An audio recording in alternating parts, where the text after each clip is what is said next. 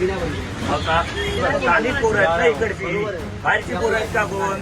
तुला मराठी पाठी करायला सांगितलेली, तू अजून मराठी पाठी नाही केली आहे. एक आठवड्याच्या वर झालाय की नाही? एक आठवड्याच्या वर मराठी पाठी लावलीस तू अजून. मी तुला कधीचा सांगून ठेवलेलं आहे. आणि आता मराठी पोराचा तू आयडी बंद करतो, मराठी पोराचा आयडी बंद करतो का?